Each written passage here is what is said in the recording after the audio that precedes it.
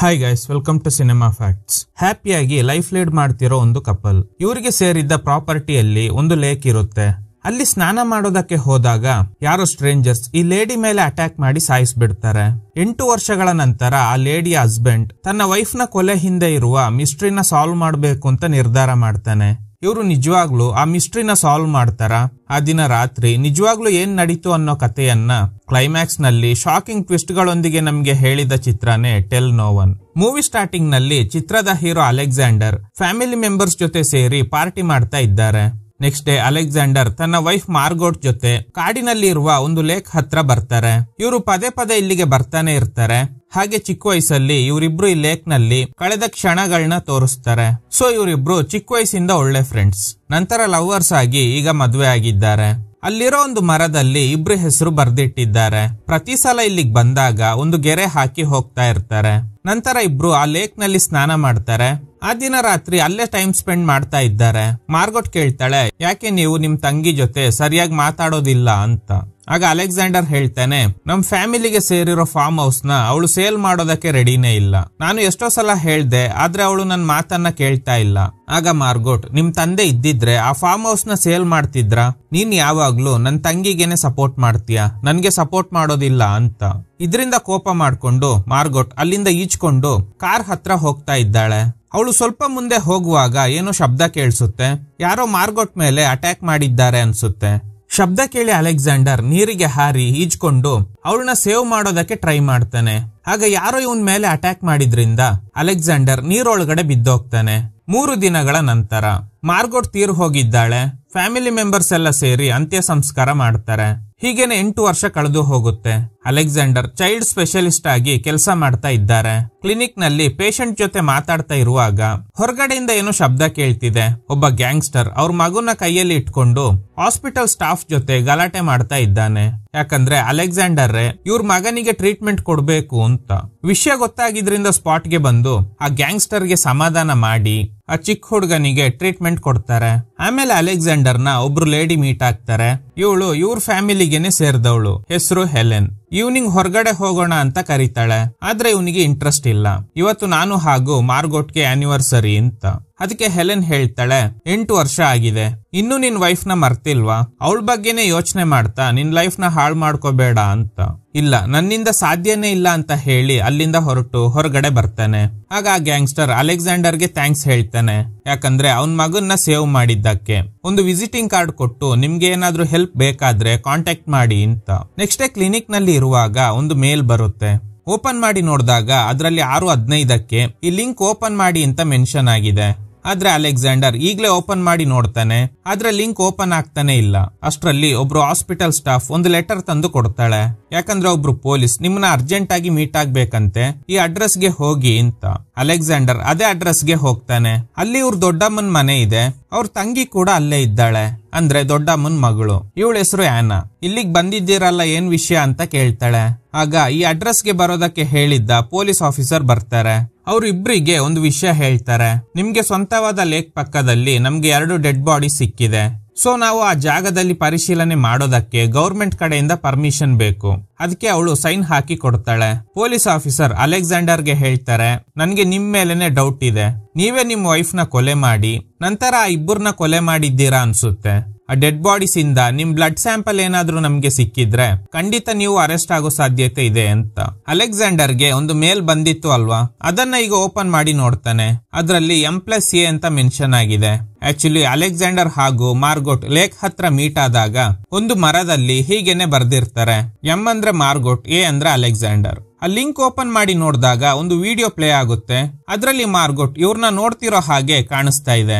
ಇದನ್ನ ನೋಡಿ ಅಲೆಕ್ಸಾಂಡರ್ಗೆ ಶಾಕ್ ಆಗುತ್ತೆ. ಆಲ್ರೆಡಿ ಸತ್ತು 8 ವರ್ಷ ಆಗಿದೆ.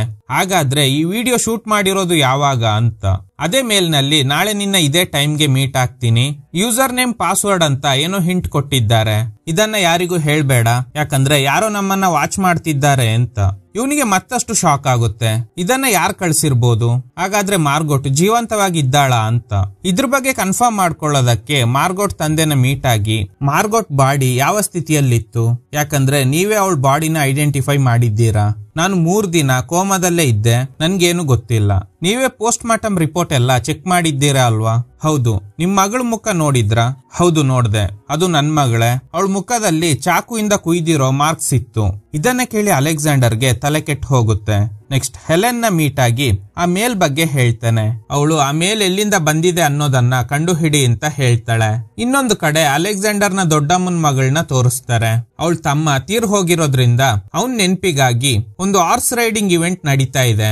ಅದ್ರಲ್ಲಿ ಇವಳು ಭಾಗಿಯಾಗಿ ಸೆಕೆಂಡ್ ಪ್ರೈಸ್ ಗೆಲ್ತಾಳೆ. ಸತ್ತೋಗಿರೋ ಇವಳ ತಮ್ಮನ ಹೆಸರು ಫಿಲಿಪ್. ಇವೆಂಟ್ ಮುಗ್ದ್ಮೇಲೆ ಆನಾ ಮನೆಗ್ ಬರ್ತಾಳೆ. ಇವರಿಬ್ರು ಆ ವಿಡಿಯೋ ನೋಡ್ತಾ ಇದ್ದಾರೆ. ಆನಾ ಬಂದಿದ್ರಿಂದ ವಿಡಿಯೋ ಆಫ್ ಮಾಡ್ತಾನೆ. ಇನ್ನೊಂದು ಕಡೆ ಯಾರೋ ಸ್ಟ್ರೇಂಜರ್ಸ್ ಅಲೆಕ್ಸಾಂಡರ್ ಕಂಪ್ಯೂಟರ್ ನ ಹ್ಯಾಕ್ ಮಾಡಿ ಆ ಮೇಲ್ಸ್ ಎಲ್ಲ ಚೆಕ್ ಮಾಡ್ತಾ ಇದ್ದಾರೆ. ನೆಕ್ಸ್ಟ್ ಡೇ ಹಾಸ್ಪಿಟಲ್ ಗೆ ಹೋದಾಗ ಪೊಲೀಸರು ಬಂದಿದ್ದಾರೆ ಇನ್ವೆಸ್ಟಿಗೇಷನ್ ಗೆ ಅಂತ. ಸ್ಟೇಷನ್ ಗೆ ಕರ್ಕೊಂಡ್ ಬಂದು ಒಬ್ರು ಡಿಟೆಕ್ಟಿವ್ ಎಂಕ್ವೈರಿ ಮಾಡ್ತಾರೆ. ನಿಮ್ ವೈಫ್ ಹೆಸರು ಮಾರ್ಗೋಟ್, ಆದ್ರೆ ಅವರು ಸಾಯೋಕು ಮುಂಚೆ ಅಲೆಕ್ಸಾಂಡರ್ ರಿಪಲ್ ಅಂತ ಅಂದ್ರೆ ನಿಮ್ ಹೆಸರು ಹಾಗೂ ನಿಮ್ ವೈಫ್ ಗೆ ಇದ್ದ ನಿಕ್ ನೇಮ್ ನ ಯೂಸ್ ಮಾಡ್ಕೊಂಡು ಒಂದು ಬ್ಯಾಂಕ್ ಅಕೌಂಟ್ ಓಪನ್ ಆಗಿದೆ ಅಂತ. ನನ್ಗೆ ಏನು ಗೊತ್ತಿಲ್ಲ. ನಿಮ್ ವೈಫ್ ಗೆ ನೀವು ಯಾವಾಗಾದ್ರೂ ಹೊಡೆದಿದ್ದೀರಾ? ಇಲ್ಲ. ಹಾಗಾದ್ರೆ ಇದೇನು ಅಂತ ಒಂದು ಫೋಟೋ ತೋರಿಸ್ತಾರೆ. ಅದ್ರಲ್ಲಿ ಮಾರ್ಗೋಟ್ ಮುಖದಲ್ಲಿ ತುಂಬಾ ಗಾಯಗಳಾಗಿದೆ. ಇದನ್ನ ನಾನೇ ಮಾಡಿದ್ದೀನಿ ಅಂತ ನೀವು ನಂಬ್ತೀರಾ ಅಂತ. ಎಂಕ್ವೈರಿ ಮುಗಿದ್ಮೇಲೆ ಒಬ್ರು ಲೇಡಿ ಲಾಯರ್ ಜೊತೆ ಕಾರ್ ನಲ್ಲಿ ಹೋಗ್ತಾ ಇದ್ದಾನೆ.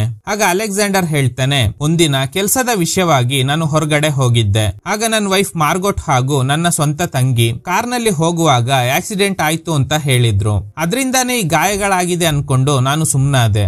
ಇದನ್ನ ಕೇಳಿ ಲಾಯರ್ ಹೇಳ್ತಾರೆ, ಹಾಗಾದ್ರೆ ಇನ್ಶೂರೆನ್ಸ್ ಕ್ಲೈಮ್ ಮಾಡೋದಕ್ಕೇನೆ ಮಾರ್ಗೋಟ್ ಈ ಫೋಟೋ ತೆಗ್ದಿರ್ಬೋದು ಅಂತ. ಸರಿ, ಇದು ಸತ್ಯನ ಅಂತ ಕನ್ಫರ್ಮ್ ಮಾಡ್ಕೊಳ್ಳೋದಕ್ಕೆ ತನ್ನ ಸ್ವಂತ ತಂಗಿನ ತುಂಬಾ ದಿನಗಳ ನಂತರ ಮೀಟ್ ಆಗ್ತಾನೆ. ಅವಳು ಒಂದು ಫೋಟೋ ಸ್ಟುಡಿಯೋ ಇಟ್ಕೊಂಡು ನಡೆಸ್ತಾ ಇದ್ದಾಳೆ. ಅಲೆಕ್ಸಾಂಡರ್ ಅವ್ರ ತಂಗಿನ ಕೇಳ್ತಾನೆ, ಹೇಗೆ ಆಕ್ಸಿಡೆಂಟ್ ಆಯ್ತು? ಯಾಕಂದ್ರೆ ನೀನೇ ಆ ದಿನ ಅವಳ ಜೊತೆ ಇದ್ದೆ ಅಂತ. ಆಗ ತಂಗಿ ಹೇಳ್ತಾಳೆ, ಆ ದಿನ ನಾನು ಅವಳ ಜೊತೆ ಇರ್ಲಿಲ್ಲ. ಏನ್ ನಡೆದಿದೆ ಅಂದ್ರೆ ಮಾರ್ಗೋಟ್ ಒಂದಿನ ಸ್ಟುಡಿಯೋಗೆ ಬಂದಾಗ ತುಂಬಾ ಗಾಯ ಆಗಿತ್ತು. ಏನಾಯ್ತು ಅಂತ ಕೇಳಿದಾಗ ಆಕ್ಸಿಡೆಂಟ್ ಆಯ್ತು. ನಿಮ್ಮ ಅಣ್ಣ ಕೇಳಿದ್ರೆ ನೀನು ಕೂಡ ನನ್ ಜೊತೆ ಇದ್ದೆ ಅಂತ ಸುಳ್ಳು ಹೇಳು ಅಂತ ಹೇಳಿರ್ತಾಳೆ. ಸರಿ, ಹಾಗಾದ್ರೆ ಅವಳಿಗೆ ಗಾಯಗಳಾಗಿ ಇಲ್ಲಿಗೆ ಬಂದಾಗ ನೀನು ಈ ಫೋಟೋ ತೆಗ್ದ? ಅದಕ್ಕೆ ಇವಳು ಇಲ್ಲ ಅಂತ ಹೇಳ್ತಾಳೆ. ಅಲ್ಲಿಂದ ಹೊರಡುವಾಗ ಯಾರೋ ಸ್ಟ್ರೇಂಜರ್ಸ್ ಅಲೆಕ್ಸಾಂಡರ್ ನ ಫಾಲೋ ಮಾಡ್ತಿರೋ ಹಾಗೆ ತೋರಿಸ್ತಾರೆ. ಮನೆಗೆ ಹೋಗಿ ಏನಾದ್ರೂ ಲೀಡ್ ಸಿಗುತ್ತಾ ಅಂತ ಸರ್ಚ್ ಮಾಡ್ತಾನೆ. ಆಗ ಮಾರ್ಗೋಟ್ ಯೂಸ್ ಮಾಡ್ತಿದ್ದ ಡೈರಿ ಸಿಗುತ್ತೆ. ಅದರಲ್ಲಿ ಒಂದು ಅಡ್ವೊಕೇಟ್ ನ ನಂಬರ್ ಇದೆ. ಆ ನಂಬರ್ ಗೆ ಕಾಲ್ ಮಾಡಿ ಮೀಟ್ ಆಗೋದಕ್ಕೆ ಅಪಾಯಿಂಟ್ಮೆಂಟ್ ಫಿಕ್ಸ್ ಮಾಡ್ತಾರೆ. ಈ ಕಡೆ ಆ ಡಿಟೆಕ್ಟಿವ್ ಮಾರ್ಗೋಟ್ ಪೇರೆಂಟ್ಸ್ ನ ಎಂಕ್ವೈರಿ ಮಾಡ್ತಾ ಇದ್ದಾರೆ. ಮಾರ್ಗೋಟ್ ಗೆ ಪೆಟ್ಟಾಗಿರೋ ಫೋಟೋ ತೋರಿಸಿ ಅಲೆಕ್ಸಾಂಡರ್ ನಿಮ್ ಮಗಳನ್ನ ಕೊಲೆ ಮಾಡಿದ್ದಾನೆ. ಯಾಕಂದ್ರೆ ಅವಳು ಸತ್ರೆ ಅವಳ ಹೆಸರಲ್ಲಿ ಇರೋ ಇನ್ಶೂರೆನ್ಸ್ ನ ಕ್ಲೈಮ್ ಮಾಡಬಹುದು. ಆ ಲೇಕ್ ಹತ್ರ ನಿಮ್ ಮಗಳು ಸತ್ತ ದಿನ ಅದೇ ಪ್ಲೇಸ್ ನಲ್ಲೇ ಯಾರೋ ಇಬ್ಬರನ್ನ ಸಾಯಿಸಿ ಹೂತು ಹಾಕಿದ್ದಾರೆ. ಆ 2 ಡೆಡ್ ಬಾಡೀಸ್ ಇಂದ ಒಂದು ಕೀ ಸಿಕ್ಕಿದೆ. ಆ ಕೀ ಯಾವ್ದಂದ್ರೆ ನಿಮ್ ಮಗಳು ಮಾರ್ಗೋಟ್ ನ ಬ್ಯಾಂಕ್ ಲಾಕರ್ ನ ಕೀ. ಆ ಕೀ ಇದ್ದ ಕವರ್ ನಲ್ಲೇ ಆ ಫೋಟೋ ಕೂಡ ಇತ್ತು. ಈ ಲಾಕರ್ ಕೀ ಹಾಗೂ ಫೋಟೋ ಬಗ್ಗೆ ಕೇಳಿದಾಗ ಅಲೆಕ್ಸಾಂಡರ್ ಏನು ಗೊತ್ತಿಲ್ಲ ಅಂತ ಹೇಳ್ದ. ಅಲೆಕ್ಸಾಂಡರ್ ಮಾರ್ಗೋಟ್ ನ ಕೊಲೆ ಮಾಡಿದ್ಮೇಲೆ ಯಾರೋ ಅಲೆಕ್ಸಾಂಡರ್ ತಲೆಗೆ ಬ್ಯಾಟ್ ಇಂದ ಹೊಡೆದಿದ್ದಾರೆ. ಅದರಿಂದ ಅವನು ನೀರೊಳಗಡೆ ಬಿದ್ದೋಗಿದ್ದಾನೆ. ಇಷ್ಟು ಪೆಟ್ಟಾದ್ಮೇಲೆ ಹೇಗೆ ಅವನು ಈಜ್ಕೊಂಡು ದಡಕ್ಕೆ ಬಂದ. ಅಲ್ಲಿಂದ ಹಾಸ್ಪಿಟಲ್ ಗೆ ಅಡ್ಮಿಟ್ ಮಾಡಿದಾಗ 3 ದಿನ ಕೋಮಾದಲ್ಲೇ ಇದ್ದ ಅಲ್ವಾ. ದಟ್ ಮೀನ್ಸ್ ಯಾರೋ ಅವನ ತಲೆಗೆ ಬ್ಯಾಟ್ ಇಂದ ಹೊಡೆದಾಗ್ಲೇ ಅವನು ಕೋಮಾಗೆ ಹೋಗಿದ್ದಾನೆ. ಮತ್ತೆ ಹೇಗೆ ಈಜ್ಕೊಂಡು ದಡ ಸೇರೋದಕ್ಕೆ ಸಾಧ್ಯ? ಇದನ್ನೆಲ್ಲ ನೋಡಿದ್ರೆ ನಿಮ್ ಮಗಳನ್ನ ಕೊಂದಿರೋದು ಅಲೆಕ್ಸಾಂಡರ್ ಅಂತ. ಇದನ್ನ ಕೇಳಿ ಮಾರ್ಗೋಟ್ ಪೇರೆಂಟ್ಸ್ ಸೈಲೆಂಟ್ ಆಗಿ ಇದ್ದಾರೆ. ಈಗ ಅಲೆಕ್ಸಾಂಡರ್ ನ ಯಾರೋ ಸ್ಟ್ರೇಂಜರ್ಸ್ ಫಾಲೋ ಮಾಡ್ತಿದ್ರು ಅಲ್ವಾ, ಅವರು ಅಲೆಕ್ಸಾಂಡರ್ ತಂಗಿಗೆ ಹೊಡಿತಾ ಇದ್ದಾರೆ. ಮಾರ್ಗೋಟ್ ಎಲ್ಲಿದ್ದಾಳೆ ಅಂತ ಕೇಳಿದಾಗ ಇವಳು ಗೊತ್ತಿಲ್ಲ ಅಂತ ಹೇಳ್ತಾಳೆ. ಅದಕ್ಕೆ ಅವಳಿಗೆ ಶೂಟ್ ಮಾಡಿ ಸಾಯಿಸ್ಬಿಡ್ತಾರೆ. ಹಾಗೆ ಕಟ್ ಮಾಡಿದ್ರೆ ಅಲೆಕ್ಸಾಂಡರ್ ನ ಕಂಪ್ಯೂಟರ್ ಗೆ ಒಂದು ID ಪಾಸ್ವರ್ಡ್ ಬಂದಿತ್ತು ಅಲ್ವಾ, ಅದೇ ID ಪಾಸ್ವರ್ಡ್ ಯೂಸ್ ಮಾಡ್ಕೊಂಡು ನೀವು ಇಮೇಲ್ ID ಓಪನ್ ಮಾಡೋದಕ್ಕೆ ಟ್ರೈ ಮಾಡ್ತಾ ಇದ್ದಾನೆ. ಆದ್ರೆ ಅದು ಆಗ್ತಾನೆ ಇಲ್ಲ. ಆಗ ಹೆಲೆನ್ ಹೇಳ್ತಾಳೆ, ನಿನ್ ಕಂಪ್ಯೂಟರ್ ಹ್ಯಾಕ್ ಆಗಿದೆ ಅನ್ಸುತ್ತೆ ಅಂತ. ಅಲೆಕ್ಸಾಂಡರ್ ಯೋಚನೆ ಮಾಡ್ತಾ ಇದ್ದಾನೆ, ಆ ಮೇಲ್ ನಲ್ಲಿ ಬಂದಿದ್ದ ಯೂಸರ್ ID ಪಾಸ್ವರ್ಡ್ ನಿಜವಾದ ಯೂಸರ್ ID ಪಾಸ್ವರ್ಡ್ ಅಲ್ಲ, ಅದೊಂದು ಹಿಂಟ್. ನಿಜವಾದ ಯೂಸರ್ ID ಪಾಸ್ವರ್ಡ್ ಬೇರೆ ಅಂತ. ನೆಕ್ಸ್ಟ್ ಒಂದು ಇಂಟರ್ನೆಟ್ ಬ್ರೌಸಿಂಗ್ ಸೆಂಟರ್ ಗೆ ಹೋಗ್ತಾನೆ. ಇವನಿಗೆ ಬಂದಿದ್ದ 2ನೇ ಮೇಲ್ ನಲ್ಲಿ ಒಂದು ಯೂಸರ್ ID ಪಾಸ್ವರ್ಡ್ ಇರುತ್ತೆ. ಅದರಲ್ಲಿ ಇದ್ದ ವರ್ಡ್ಸ್ ಮಾರ್ಗೋಟ್ ಹಾಗೂ ಇವನಿಗೆ ಮಾತ್ರ ಗೊತ್ತಿದ್ದ ವರ್ಡ್ಸ್ ಆಗಿರುತ್ತೆ. ಇವ್ರಿಗೆ ಮೇಲ್ ನಲ್ಲಿ ಬಂದಿದ್ದ ಯೂಸರ್ ID ಪಾಸ್ವರ್ಡ್ ಹಾಕದೆ ಬದಲಾಗಿ ಮಾರ್ಗೋಟ್ ಹಾಗೂ ಇವನಿಗೆ ಮಾತ್ರ ಗೊತ್ತಿದ್ದ ವರ್ಡ್ಸ್ ನ ಯೂಸ್ ಮಾಡಿದಾಗ ಆ ಮೇಲ್ ಓಪನ್ ಆಗುತ್ತೆ. ಅದರಲ್ಲಿ ಏನಿದೆ ಅಂದ್ರೆ ಒಂದು ಪಾರ್ಕ್ ಹೆಸರು ಇದೆ. ನಾಳೆ 5 ಗಂಟೆಗೆ ಈ ಪಾರ್ಕ್ ಹತ್ರ ಬನ್ನಿ, ನಾನು ನಿಮ್ನ ತುಂಬಾ ಲವ್ ಮಾಡ್ತಾ ಇದ್ದೀನಿ ಅಂತ ಬರ್ದಿದೆ. ಸೊ ಈ ಮೇಲ್ ನ ಕಳ್ಸಿರೋದು ಮಾರ್ಗೋಟ್ ಅಂತಾನೆ ನಂಬಿದ್ದಾನೆ. ನೆಕ್ಸ್ಟ್ ಡೇ ಮಾರ್ಗೋಟ್ ನ ಪೋಸ್ಟ್ ಮಾರ್ಟಮ್ ಮಾಡಿದ್ದ ಡಾಕ್ಟರ್ ನ ಮೀಟ್ ಆಗಿ ಪೋಸ್ಟ್ ಮಾರ್ಟಮ್ ರಿಪೋರ್ಟ್ ಕೇಳ್ತಾನೆ. ಆದ್ರೆ ಡಾಕ್ಟರ್ ಕೊಡೋದಕ್ಕೆ ರೆಡಿ ಇಲ್ಲ. ಈ ಕಡೆ ಅಲೆಕ್ಸಾಂಡರ್ ತಂಗಿನ ಯಾರೋ ಕೊಲೆ ಮಾಡಿದ್ರು ಅಲ್ವಾ. ಎಂಕ್ವೈರಿ ಮಾಡಿದಾಗ ರೀಸೆಂಟ್ಲಿ ಅಲೆಕ್ಸಾಂಡರ್ ಅವ್ರ ತಂಗಿನ ಮೀಟ್ ಆಗಿದ್ದ ಅನ್ನೋ ವಿಷಯ ಗೊತ್ತಾಗುತ್ತೆ. ಸೊ ಪೊಲೀಸರು ಅಲೆಕ್ಸಾಂಡರ್ ಅವ್ರ ತಂಗಿನ ಕೊಲೆ ಮಾಡಿರ್ಬೋದು ಅಂತ ಅಲೆಕ್ಸಾಂಡರ್ ನ ಅಪಾರ್ಟ್ಮೆಂಟ್ ಚೆಕ್ ಮಾಡ್ತಾರೆ. ಅಲೆಕ್ಸಾಂಡರ್ ತಂಗಿನ ಕೊಲೆ ಮಾಡುವಾಗ ಯೂಸ್ ಮಾಡಿದ್ದ ಗನ್ ಸಿಗುತ್ತೆ. ಸೊ ಇವ್ರಿಗೆ ಕನ್ಫರ್ಮ್ ಆಗುತ್ತೆ ಇವನೇ ಆ ಲೇಡಿನ ಸಾಯಿಸಿರೋದು ಅಂತ. ಅಲೆಕ್ಸಾಂಡರ್ನ ಹುಡ್ಕೊಂಡು ಕ್ಲಿನಿಕ್ ಹತ್ರ ಬರ್ತಾರೆ. ಈ ವಿಷಯ ಗೊತ್ತಾಗಿದ್ರಿಂದ ಕ್ಲಿನಿಕ್ ಬ್ಯಾಕ್ ಸೈಡ್ ಇಂದ ಎಸ್ಕೇಪ್ ಆಗ್ತಾನೆ. ಪೊಲೀಸರು ಓಡಿಸ್ಕೊಂಡು ಬರ್ತಾ ಇದ್ದಾರೆ. ಒಂದು ಗಾರ್ಬೇಜ್ ಬಾಕ್ಸ್ ಒಳಗಡೆ ಹೈಡ್ ಆಗಿ ಒಬ್ಬ ವ್ಯಕ್ತಿಗೆ ಕಾಲ್ ಮಾಡ್ತಾನೆ. ಒಬ್ಬ ಗ್ಯಾಂಗ್ಸ್ಟರ್ ಒಂದ್ಸಲ ಹಾಸ್ಪಿಟಲ್ಗೆ ಬಂದಾಗ ಕಾಂಟ್ಯಾಕ್ಟ್ ನಂಬರ್ ಕೊಟ್ಟಿರ್ತಾನೆ ಅಲ್ವಾ, ಅವನಿಗೆ ಕಾಲ್ ಮಾಡಿ ಹೆಲ್ಪ್ ಕೇಳ್ತಾನೆ. ಅವನು ಒಂದು ಸ್ಪಾಟ್ಗೆ ಬರೋದಕ್ಕೆ ಹೇಳ್ತಾನೆ. ಅಲ್ಲಿಗೆ ಹೋದಾಗ ಆ ಗ್ಯಾಂಗ್ಸ್ಟರ್ ಬಂದು ಪಿಕಪ್ ಮಾಡ್ಕೊಂಡು ಹೋಗ್ತಾನೆ. ನೇರವಾಗಿ ಮಾರ್ಗೋಟ್ ಡೈರಿಯಿಂದ ಒಂದು ಅಡ್ವೊಕೇಟ್ ನಂಬರ್ ಸಿಕ್ಕಿತ್ತು ಅಲ್ವಾ, ಅದೇ ಅಡ್ವೊಕೇಟ್ ನ ಮೀಟ್ ಆಗ್ತಾನೆ. ಯಾಕೆ ನನ್ನ ವೈಫ್ ನಿಮ್ ನಂಬರ್ನ ಅವಳ ಡೈರಿಯಲ್ಲಿ ಬರ್ದಿಟ್ಕೊಂಡಿದ್ದಾಳೆ ಅಂತ. ಅದಕ್ಕೆ ಅಡ್ವೊಕೇಟ್ ಹೇಳ್ತಾರೆ, ನಿನ್ ವೈಫ್ ನನ್ನ ಕ್ಲೈಂಟ್ ಅಲ್ಲ, ಆದ್ರೆ ನಿಮ್ ಫ್ಯಾಮಿಲಿಯಲ್ಲಿ ಫಿಲಿಪ್ಸ್ ಅಂತ ಒಬ್ಬ ಇದ್ದಾನೆ. ಅಂದ್ರೆ ಇವ್ರ ದೊಡ್ಡಮ್ಮನ್ ಮಗ, ಅಂದ್ರೆ ಆನಾ ಅವ್ರ ತಮ್ಮ. ಫಿಲಿಪ್ಸ್ ನ ಒಬ್ಬ ಕೊಲೆ ಮಾಡ್ಬಿಟ್ಟ. ಅವನ್ ಹೆಸರು ಕರ್ನಲ್ಸ್. ಅವನ್ನ ಬೇಲ್ ಮೇಲೆ ಹೊರಗಡೆ ತೆಗಿಯೋದಕ್ಕೋಸ್ಕರನೇ ನಿನ್ ವೈಫ್ ನನ್ನ ಮೀಟ್ ಆಗಿದ್ಲು ಅಂತ. ಇದನ್ನ ಕೇಳಿದ್ಮೇಲೆ ಅಲೆಕ್ಸಾಂಡರ್ ಆ ಕರ್ನಲ್ಸ್ ನ ಮೀಟ್ ಆಗ್ತಾನೆ. ಯಾಕೆ ನನ್ನ ವೈಫ್ ನಿನ್ನ ಬೇಲ್ ಮೇಲೆ ಹೊರಗಡೆ ಬರೋ ಹಾಗೆ ಮಾಡಿದ್ಲು ಅಂತ. ಕರ್ನಲ್ಸ್ ಹೇಳ್ತಾನೆ, ನಿಜವಾಗ್ಲೂ ನಾನು ಫಿಲಿಪ್ಸ್ ಅನ್ನೋ ವ್ಯಕ್ತಿನ ಕೊಲೆ ಮಾಡೇ ಇಲ್ಲ, ಆದ್ರೆ ಯಾಕೆ ನಿನ್ನ ವೈಫ್ ನನ್ನ ಕಾಪಾಡಿದ್ಲು ಅನ್ನೋದು ನನ್ಗೆ ಗೊತ್ತಿಲ್ಲ ಅಂತ. ಸರಿ ಅಂತ ಅಲ್ಲಿಂದ ಹೊರಡ್ತಾರೆ. ಅಲೆಕ್ಸಾಂಡರ್ನ ಒಂದು ಟೀಮ್ ಫಾಲೋ ಮಾಡ್ತಿದ್ರು ಅಲ್ವಾ, ಅವ್ರು ಮತ್ತೆ ಫಾಲೋ ಮಾಡ್ತಾ ಇದ್ದಾರೆ. ಫೈನಲಿ ಅವನ್ಗೆ ಒಂದು ಮೇಲ್ ಬಂದಿತ್ತು ಅಲ್ವಾ, ಒಂದು ಪಾರ್ಕ್ ಹತ್ರ 5 ಗಂಟೆಗೆ ಬಾ ಅಂತ.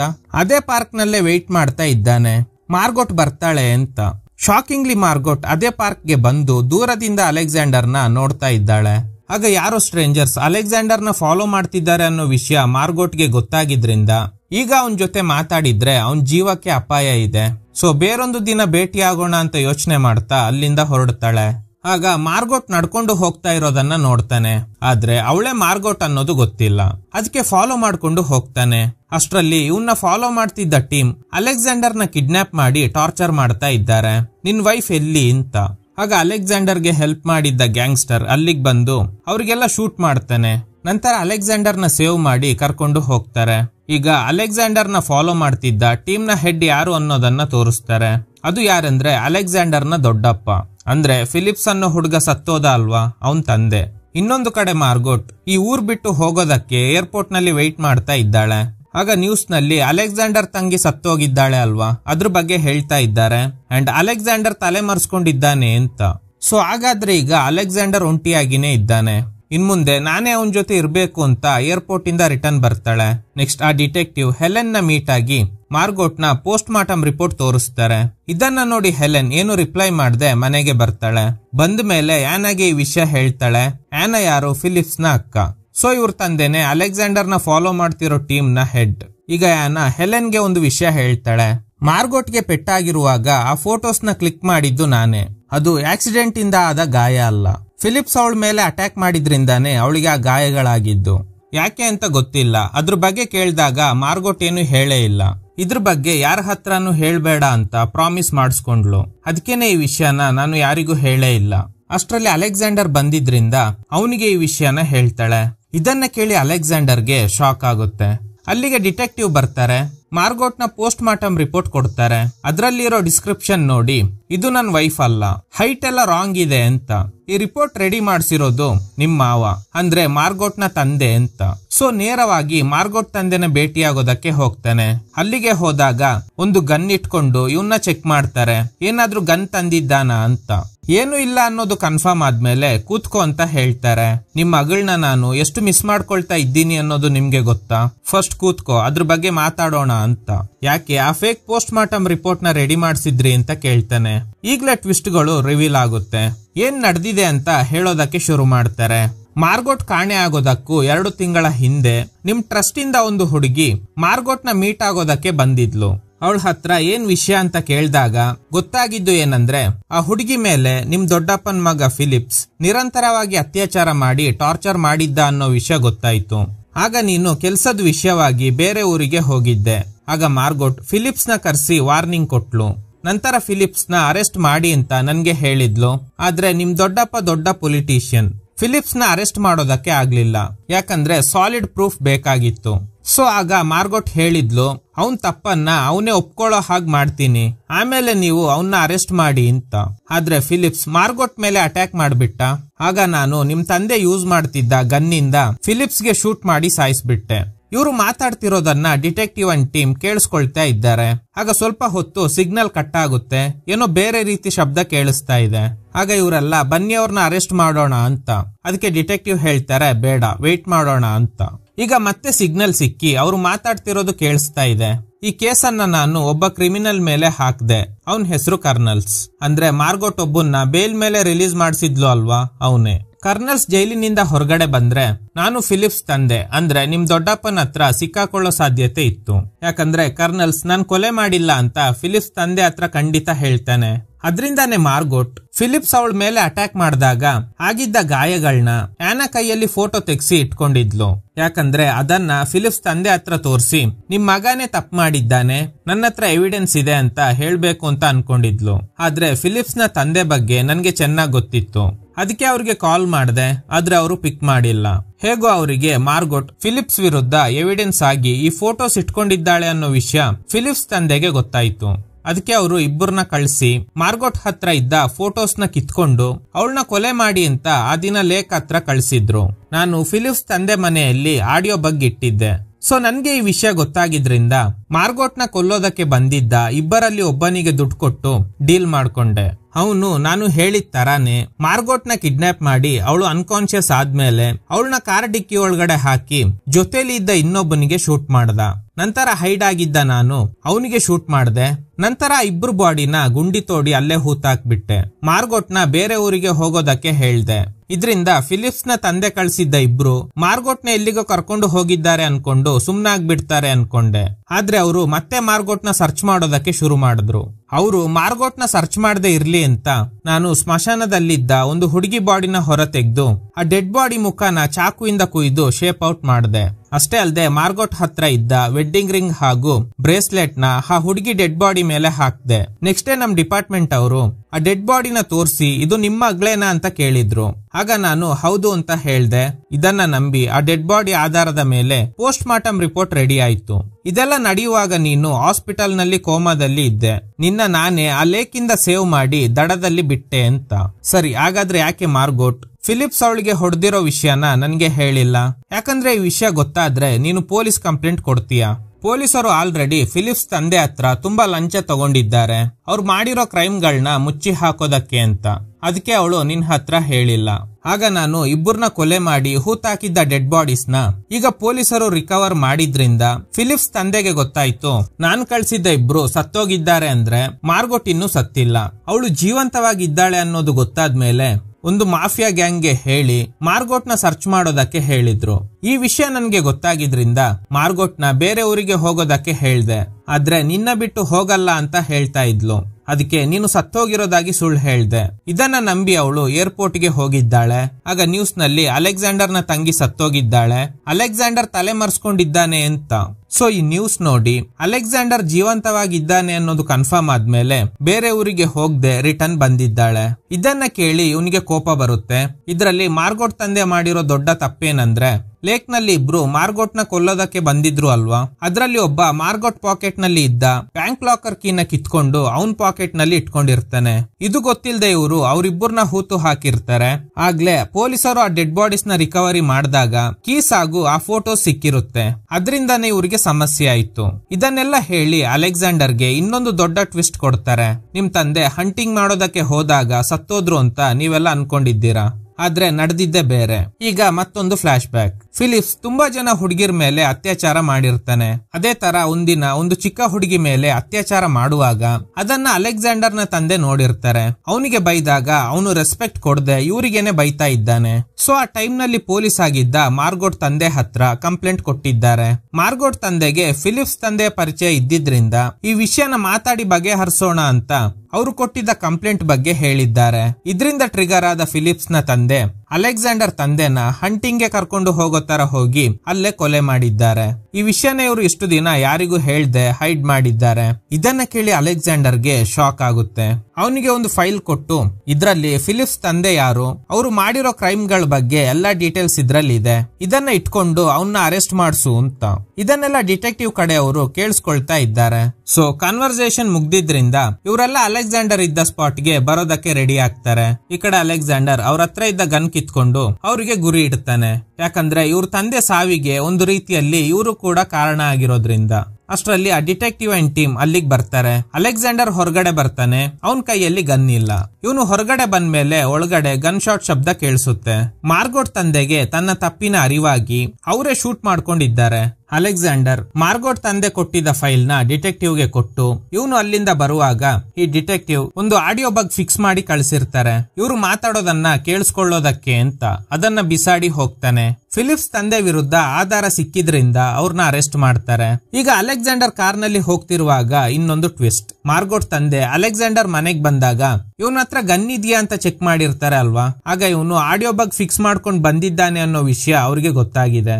ಗೊತ್ತಾದ್ಮೇಲೆ ಬೇಕು ಅಂತಾನೆ ಎಲ್ಲ ಸತ್ಯ ಹೇಳಿದ್ದಾರೆ. ಮಧ್ಯದಲ್ಲಿ ಸಿಗ್ನಲ್ ಸಿಕ್ಕಿರೋದಿಲ್ಲ ಅಲ್ವಾ. ಸ್ವಲ್ಪ ಹೊತ್ತು ಅವ್ರಿಗೆ ಕೇಳಿಸಬಾರ್ದು ಅಂತ ಟಿವಿ ಆನ್ ಮಾಡಿರ್ತಾರೆ. ಈ ಗ್ಯಾಪ್ ನಲ್ಲಿ ಏನ್ ಹೇಳಿರ್ತಾರೆ ಅಂದ್ರೆ, ಫಿಲಿಪ್ಸ್ ನ ಸಾಯಿಸಿದ್ದು ನಾನಲ್ಲ, ನನ್ ಮಗಳೇ. ಅವಳನ್ನ ಕಾಪಾಡೋದಕ್ಕೋಸ್ಕರನೇ ನಾನು ಇದನ್ನೆಲ್ಲ ಮಾಡಿದೆ ಅಂತ. ಪೊಲೀಸರ ಕೈಗೆ ಮಾರ್ಗೋಟ್ ಸಿಕ್ಕಾಕೊಳ್ಬಾರ್ದು ಅಂತ ನಂತರ ಟಿವಿ ಆಫ್ ಮಾಡಿ ನಾನೇ ಅವನ್ನ ಸಾಯಿಸಿದ್ದು ಅಂತ ಸುಳ್ಳು ಹೇಳಿದ್ದಾರೆ. ಟಿವಿ ಆನ್ ಮಾಡಿ ಸತ್ಯ ಹೇಳಿದ್ರಿಂದ ಇವರಿಗೆ ಅದು ಕೇಳಿಸಿರೋದಿಲ್ಲ. ಆಕ್ಚುಲಿ ಆ ದಿನ ಫಿಲಿಪ್ಸ್ ಮಾರ್ಗೋಟ್ ಮೇಲೆ ಅಟ್ಯಾಕ್ ಮಾಡಿ ಎಸ್ಕೇಪ್ ಆಗೋದಕ್ಕೆ ಟ್ರೈ ಮಾಡಿದಾಗ ಇವಳೆ ಗನ್ ತೆಗೆದು ಅವನಿಗೆ ಶೂಟ್ ಮಾಡಿದ್ದಾಳೆ. ಇದೆಲ್ಲ ಅವ್ರ ತಂದೆ ಬಂದಾಗ ಎಲ್ಲ ವಿಷಯ ಹೇಳಿದ್ದಾಳೆ. ನಂತರ ಇವರು ಈ ಮಾಸ್ಟರ್ ಪ್ಲಾನ್ ಮಾಡಿರ್ತಾರೆ. ಮಾರ್ಗೋಟ್ ನ ಸೇವ್ ಮಾಡೋದಕ್ಕೋಸ್ಕರನೇ ಫಿಲಿಪ್ಸ್ ನ ಕೊಂದಿದ್ದು ನಾನೇ ಅಂತ ಹೇಳಿದ್ದಾರೆ. ಇದನ್ನೆಲ್ಲ ಯೋಚನೆ ಮಾಡ್ತಾ ಅಲೆಕ್ಸಾಂಡರ್ ಇವರು ಯಾವಾಗ್ಲೂ ಮೀಟ್ ಆಗ್ತಾ ಇದ್ದ ಲೇಕ್ ಹತ್ರ ಬರ್ತಾನೆ. ಆ ಮರದ ಹತ್ರ ಬಂದು ನೋಡಿದಾಗ ಅದರಲ್ಲಿ ಹೊಸದಾಗಿ ಗೆರೆ ಇರೋದನ್ನ ನೋಡಿ ಇವನಿಗೆ ಕನ್ಫರ್ಮ್ ಆಗುತ್ತೆ ಮಾರ್ಗೋಟ್ ತುಂಬಾ ಸಲ ಇಲ್ಲಿಗೆ ಬಂದಿದ್ದಾಳೆ. ಆದ್ರೆ ಇವನು ಕಳೆದ 8 ವರ್ಷಗಳಿಂದ ಇಲ್ಲಿಗೆ ಬಂದಿರೋದಿಲ್ಲ. ಯಾಕಂದ್ರೆ ಅವಳು ಸತ್ತೋಗಿದ್ದಾಳೆ ಅನ್ಕೊಂಡು. ಅಷ್ಟರಲ್ಲಿ ಮಾರ್ಗೋಟ್ ಅಲ್ಲಿಗೆ ಬರ್ತಾಳೆ. 8 ವರ್ಷಗಳ ನಂತರ ಹೆಂಡತಿನ ನೋಡಿ ಇವನಿಗೆ ಫುಲ್ ಖುಷಿ ಆಗುತ್ತೆ. ಇದ್ರೊಂದಿಗೆ ಈ ಮೂವಿ ಎಂಡ್ ಆಗುತ್ತೆ. ಸೊ ಈಗ ಅರ್ಥ ಆಗಿಲ್ಲ ಅನ್ನೋರ್ಗೆ ಇನ್ನೊಂದ್ಸಲ ಶಾರ್ಟ್ ಆಗಿ ಹೇಳ್ತೀನಿ, ಸರಿಯಾಗಿ ಕೇಳಿಸ್ಕೊಳ್ಳಿ. ಅಲೆಕ್ಸಾಂಡರ್ ನ ದೊಡ್ಡಪ್ಪನ ಮಗ ಫಿಲಿಪ್ಸ್ ಒಂದು ಹುಡುಗಿ ಮೇಲೆ ನಿರಂತರವಾಗಿ ಅತ್ಯಾಚಾರ ಮಾಡಿ ಟಾರ್ಚರ್ ಮಾಡಿದ್ದಾನೆ. ಈ ವಿಷಯ ಮಾರ್ಗೋಟ್ಗೆ ಗೊತ್ತಾಗಿದೆ. ಇವಳು ಫಿಲಿಪ್ಸ್ ನ ಕರೆಸಿ ವಾರ್ನಿಂಗ್ ಕೊಡ್ತಾಳೆ, ಯಾಕೆ ಹೀಗೆಲ್ಲ ಮಾಡಿದ್ಯಾ ಅಂತ. ಆಗ ಅವನು ಮಾರ್ಗೋಟ್ ಮೇಲೆ ಅಟ್ಯಾಕ್ ಮಾಡಿ ಎಸ್ಕೇಪ್ ಆಗೋದಕ್ಕೆ ಟ್ರೈ ಮಾಡಿದ್ದಾನೆ. ಇದರಿಂದ ಟ್ರಿಗರ್ ಆದ ಮಾರ್ಗೋಟ್ ಅವನಿಗೆ ಶೂಟ್ ಮಾಡಿ ಕೊಲೆ ಮಾಡ್ತಾಳೆ. ಈ ವಿಷಯ ಅವ್ರ ತಂದೆಗೆ ಹೇಳಿದ್ದಾಳೆ. ಇದಕ್ಕೂ ಮುಂಚೆ ಮಾರ್ಗೋಟ್ ಫಿಲಿಪ್ಸ್ ತಂದೆಗೆ ಕಾಲ್ ಮಾಡಿ, ನಿನ್ ಮಗ ನನ್ ಮೇಲೆ ಅಟ್ಯಾಕ್ ಮಾಡಿದ್ದಾನೆ, ಅದಕ್ಕೆ ಬೇಕಾದ ಫೋಟೋ ಎವಿಡೆನ್ಸ್ ನನ್ನ ಹತ್ರ ಇದೆ ಅಂತ ಹೇಳಿದ್ರಿಂದ ಫಿಲಿಪ್ಸ್ ನ ತಂದೆ ಇಬ್ಬರನ್ನ ಲೇಕ್ ಹತ್ರ ಕಳಿಸಿ ಮಾರ್ಗೋಟ್ ಹತ್ರ ಇದ್ದ ಎವಿಡೆನ್ಸ್ ನ ಕಿತ್ಕೊಂಡು ಅವಳನ್ನ ಸಾಯಿಸ್ಬಿಡಿ ಅಂತ ಹೇಳಿರ್ತಾರೆ. ಈ ವಿಷಯನ ತಿಳ್ಕೊಂಡ ಮಾರ್ಗೋಟ್ ಅವ್ರ ತಂದೆ ಅದ್ರಲ್ಲಿ ಒಬ್ಬನಿಗೆ ದುಡ್ಡು ಕೊಟ್ಟು ಡೀಲಿಂಗ್ ಮಾಡ್ಕೊಂಡು ಅವನ್ ಜೊತೆ ಇದ್ದವನ್ ಕೈಯಿಂದಾನೆ ಕೊಲೆ ಮಾಡಿಸಿದ್ದಾರೆ. ನಂತರ ಇವರು ಉಳ್ದಿರೋ ಒಬ್ಬ ಅಂದ್ರೆ ಇವರು ದುಡ್ಡು ಕೊಟ್ಟು ಡೀಲ್ ಮಾಡ್ಕೊಂಡಿದ್ರು ಅಲ್ವಾ, ಅವನಿಗೆ ಕೂಡ ಶೂಟ್ ಮಾಡಿ ಸಾಯಿಸಿದ್ದಾರೆ. ನಂತರ ಇಬ್ಬರು ಡೆಡ್ ಬಾಡೀಸ್ ನ ಅಲ್ಲೇ ಗುಂಡಿ ತೋಡಿ ಹೂತು ಹಾಕ್ತಾರೆ. ಫಿಲಿಪ್ಸ್ ತಂದೆಯಿಂದ ತನ್ನ ಮಗಳಿಗೆ ಥ್ರೆಟ್ ಇದೆ ಅನ್ನೋದು ಗೊತ್ತಾಗಿದ್ರಿಂದ ಮಾರ್ಗೋಟ್ ನ ಸೇವ್ ಮಾಡೋದಕ್ಕೆ ಸ್ಮಶಾನದಿಂದ ಒಂದು ಹುಡುಗಿಯ ಡೆಡ್ ಬಾಡಿನ ಹೊರ ತೆಗೆದು ಅದ್ರ ಮುಖಕ್ಕೆ ಚಾಕುವಿಂದ ಕುಯ್ದು ಶೇಪ್ ಔಟ್ ಮಾಡಿದ್ದಾರೆ. ನೆಕ್ಸ್ಟ್ ಪೊಲೀಸರು ಎಂಕ್ವೈರಿ ಮಾಡಿದಾಗ ಇದು ನನ್ ಮಗಳೇ ಅಂತ ಸ್ಟೇಟ್ಮೆಂಟ್ ಕೊಟ್ಟಿರ್ತಾರೆ. ಯಾಕಂದ್ರೆ ಆಗ್ಲೇ ಫಿಲಿಪ್ಸ್ ನ ತಂದೆ ಮಾರ್ಗೋಟ್ ಸತ್ತೋದ್ಲು ಅನ್ಕೊಂಡು ಸುಮ್ನಾಗ್ತಾರೆ ಅಂತ. ಆದ್ರೆ ಯಾವಾಗ ಆ ಡೆಡ್ ಬಾಡೀಸ್ ನ ಪೊಲೀಸರು ರಿಕವರಿ ಮಾಡ್ತಾರೋ ಆಗ್ಲೇ ಅವರಿಗೆ ಗೊತ್ತಾಗಿದೆ ನಾನ್ ಕಳ್ಸಿರೋ ಇಬ್ರು ಸತ್ತೋಗಿದ್ದಾರೆ ಅಂದ್ರೆ ಖಂಡಿತ ಮಾರ್ಗೋಟ್ ಬದುಕಿದ್ದಾಳೆ ಅಂತ.